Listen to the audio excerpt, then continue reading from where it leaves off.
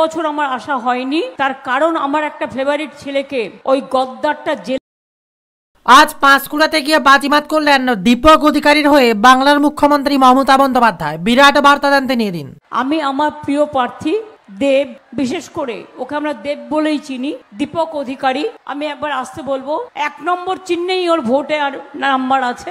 Okay please দয়া করে, পাঁশকুড়ার মানুষ, আমি পাঁশকুড়ার কাছে ছুটে এসেছি কেন জানেন? পাঁশকুড়া আমি অলওয়েজ আসি, কিন্তু কয়েক বছর আমার আসা হয়নি, তার কারণ আমার একটা ফেভারিট ছেলেকে ওই গদ্দারটা জেলে রেখে দিয়েছে, সেই জন্য আমার আসা হয়নি।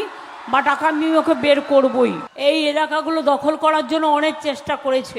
আমাদের এখানকার যিনি ফিরোজা বেবি, আমাদের যিনি এমএলএ আছেন, ওনার কিছু না হলেও 85 বছর বয়স হবে, 82-83, অনেক বয়স্কা, কিন্তু উনি নন্দীগ্রামের শহীদের মা। তাই শহীদের মা হিসেবে শহীদ সম্মান দেবার জন্য পাঁশকুড়ার মানুষ ওনার নাম প্রস্তাব করেছিলেন, তাই উনি জিতেছেন। উনি হয়তো সবসময় আপনাদের কাছে আসতে পারেন না এই কারণে বয়সের ভারে, কিন্তু আমরা ওনাকে সম্মান করি শহীদের মা হিসেবে। তাই আপনাদের এখানটায় আমি দেবকে বলবো, এবার থেকে ও যেন একটু, এই যেমন ও ঘাটালে খুব যায়, ডেবরায় খুব যায়, কেশপুরে খুব যায়, এবার থেকে যেহেতু ফিরোজা বিবি আমাদের অনেক সম্মানীয়া, কিন্তু বয়স হয়ে যাওয়ার ফলে উনি পারছেন না, সেহেতু ওনাকে একটু সাহায্য করার জন্য দেবকে বলবো এই এলাকাটায় একটু বেশি করে সময় দেওয়ার জন্য। তাছাড়াও আমার দীর্ঘদিনের সহকর্মী ওই নন্দ, অসিত, এদের এখন ভাবছেন আজকে, আমি যখন থেকে ছাত্র যুব করছি তখন থেকে আছে। আর এরপরে নন্দীগ্রামের কথা তুলে আনেন বাংলার মুখ্যমন্ত্রী মমতা বন্দ্যোপাধ্যায়। দীপককে সামনে বসিয়ে বাংলার একের পর এক কথা এদিনে প্রকাশ্যে নিয়ে আসেন। নন্দীগ্রামের সময় যখন আমায় বারবার রাস্তায় আটকে দেওয়া হচ্ছিল, আমি কোলাঘাটে রাত্রি 2টো পর্যন্ত দাঁড়িয়ে, আর সিপিএমের হাড়মাদরা যারা এখন বিজেপি করে, সিপিএমের সবগুলো এখন বিজেপি করে, জেনে রাখবেন, সিপিএমের হাড়মাদ এখন বিজেপির ওস্তাদ হয়েছে। আরও টাকা চাই, আরও টাকা এবং প্রোটেকশন। এরা মদ খেয়ে পেট্রোল বোমা নিয়ে দাঁড়িয়েছিল আমার গাড়ি ঘিরে, যাতে আমি নন্দীগ্রামে যেতে না পারি এবং যাতে আমার ওপর অত্যাচার করা হয়। আমি চিরদিন কৃতজ্ঞ থাকবো একটি মানুষের ওপর, সেই মানুষটি হচ্ছেন গোপাল কৃষ্ণ গান্ধী, যিনি পশ্চিমবাংলার রাজ্যপাল ছিলেন। তিনি একজন বিশিষ্ট মানুষ। আজকের রাজ্যপালের কথা আমি বলবো না, রাজ্যটা আছে, পালের গোদাটা কোথায় হারিয়ে গেছে। আমি বলবো সেদিনের কথা।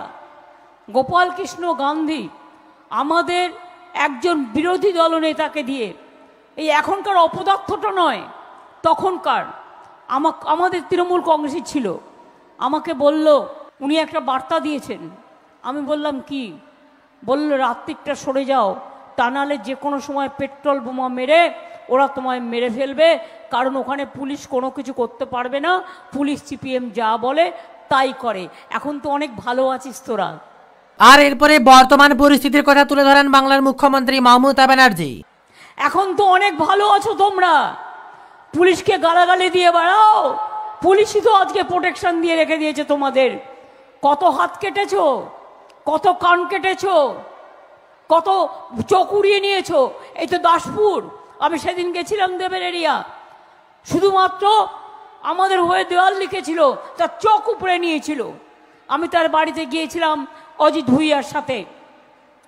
কেশপুর আমি গিয়েছি মিটিং করতে, জলপাইগুড়ি একটা নতুন রেল স্টেশন উদ্বোধন করতে, 7 জনকে একসাথে মারলো। আমাকে ফোন করলো কেশপুর থেকে, দিদি আপনি যদি না আসেন, যতক্ষণ আপনি না আসবেন আমরা ডেড বডি কবর দেব না। আমি সেই উত্তরবঙ্গ থেকে হাওড়া হয়ে আবার কেশপুরে এলাম, তারপরে রাত্রি 2টোর সময় তাদের কবর দেওয়ার ব্যবস্থা করলাম। আমি এসব ঘটনা জানি। যারা বড় বড় কথা বলে আজকে তৃণমূলকে, তারা জানে আমরা কি লড়াই করেছি। গর্বে তাই একজন মা হাউমাউ করে কাঁদছেন, তার 2টি ছেলে খুন হয়ে গেছে। আমি গেলাম তার বাড়িতে, মাটি বলছে, বিধবা মা বলছে, মাগো আমি দুটো অস্ত্র চাই। আমি বললাম অস্ত্র? আমি একটু অবাক হয়ে গেলাম। উনি বললেন আমি এক হাতে একটা বন্দুক চাই, আর একটা হাতে তৃণমূলের পতাকা চাই। আমি বললাম কেন? বলল যে সিপিএম আমার ছেলেদের খুন করেছে আমি তাদের বদলা নিতে চাই। আমি মায়ের মুখে কথা শুনেছিলাম। মনে রাখবেন, চমকাইতলায় মিটিং করতে গিয়েছিল মিদনাপুরে, আমাদের প্রত্যেকটা গাড়ি ভেঙে দেওয়া হয়েছিল।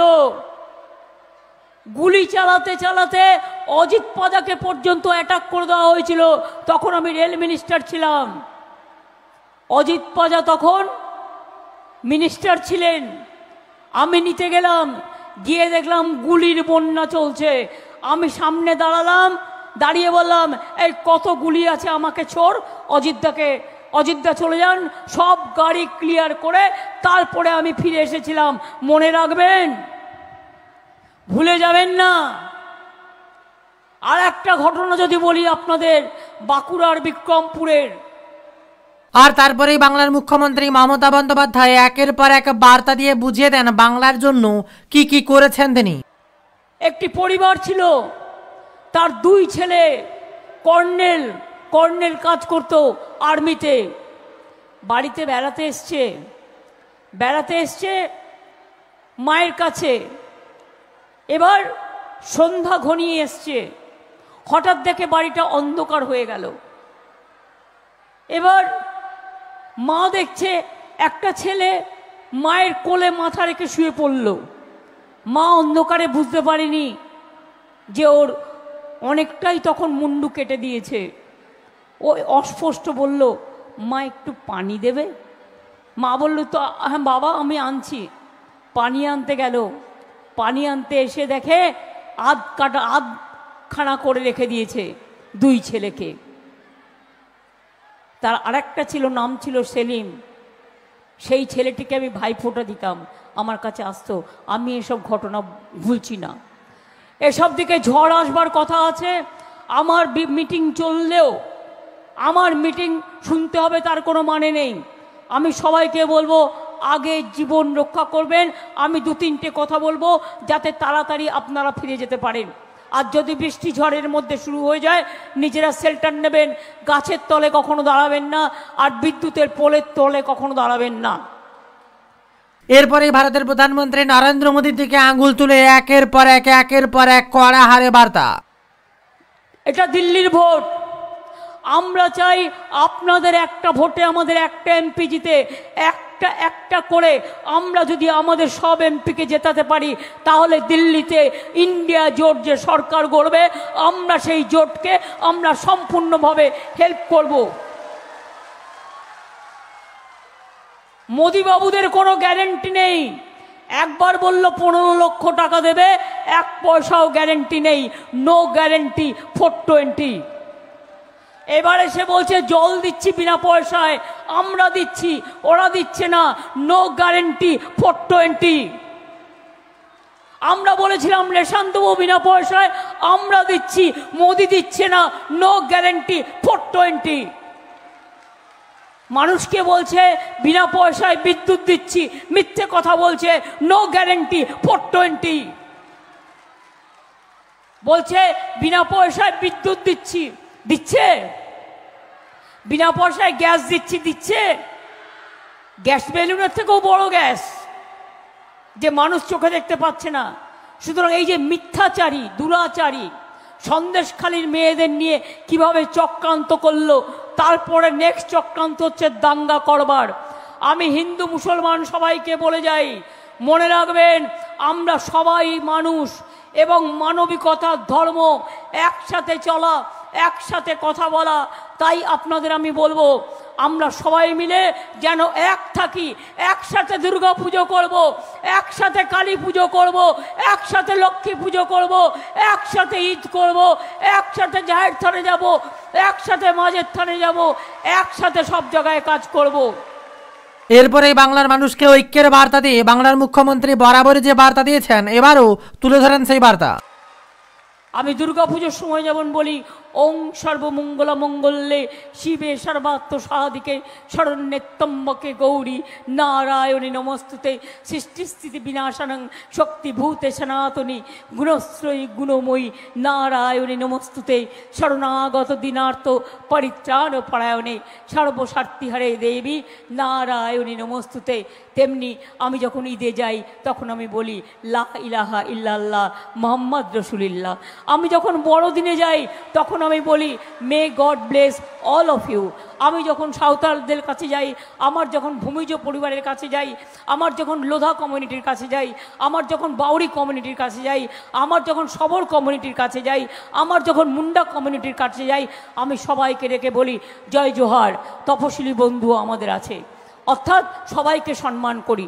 যেহেতু আকাশের অবস্থা খুব খারাপ তাই বলি খেলা হবে, খেলা হবে, খেলা হবে, খেলা হবে, খেলা হবে, খেলা হবে। আমরা প্রোগ্রামের শেষে একটা নৃত্যের অনুষ্ঠান করি, কিন্তু আকাশের অবস্থা খারাপ বলে আমি চাই না এখানে মানুষ থাকলে যদি বজ্রপাত হয় মানুষের ক্ষতি হয়, তাই ওই অনুষ্ঠানটা আজকে আমি করছি না। দেব জিতলে আমি কথা দিয়ে যাচ্ছি ভালো করে আমরা এখানে সাংস্কৃতিক অনুষ্ঠান করে দেব। আমি আপনাদের সকলকে বলি ভালো থাকবেন, ভোটটা দেবকে দেবেন তো, জোড়া ফুলে ভোট দিন, সকাল সকাল ভোট দিন, নিজের ভোট নিজে দিন, জোড়া ফুলে ভোট দিন। আর এরপরে দীপক অধিকারীকে সামনে রেখে মমতা বন্দ্যোপাধ্যায় যে বার্তা দিলেন তা শুনলে আজ পাঁশকুড়াতে গিয়ে বাজিমাত করলেন দীপক অধিকারীর হয়ে বাংলার মুখ্যমন্ত্রী মমতা বন্দ্যোপাধ্যায়। বিরাট বার্তা দেন তিনি এদিন। আমি আমার প্রিয় প্রার্থী দেব, বিশেষ করে ওকে আমরা দেব বলেই চিনি, দীপক অধিকারী, আমি একবার আসতে বলবো 1 নম্বর চিহ্নেই ওর ভোটে আর নাম্বার আছে। ওকে প্লিজ দয়া করে, পাঁশকুড়ার মানুষ, আমি পাঁশকুড়ার কাছে ছুটে এসেছি কেন জানেন? পাঁশকুড়া আমি অলওয়েজ আসি, কিন্তু কয়েক বছর আমার আসা হয়নি। তার কারণ আমার একটা ফেভারিট ছেলেকে ওই গদ্দারটা জেলে রেখে দিয়েছে, সেই জন্য আমার আসা হয়নি। বা টাকা আমি ওকে বের করবই। এই এলাকাগুলো দখল করার জন্য অনেক চেষ্টা করেছে। আমাদের এখানকার যিনি ফিরোজা বিবি, আমাদের যিনি এমএলএ আছেন, ওনার কিছু না হলেও 85 বছর বয়স হবে, 82-83, অনেক বয়স্কা, কিন্তু উনি নন্দীগ্রামের শহীদের মা। তাই শহীদের মা হিসেবে শহীদ সম্মান দেবার জন্য পাঁশকুড়ার মানুষ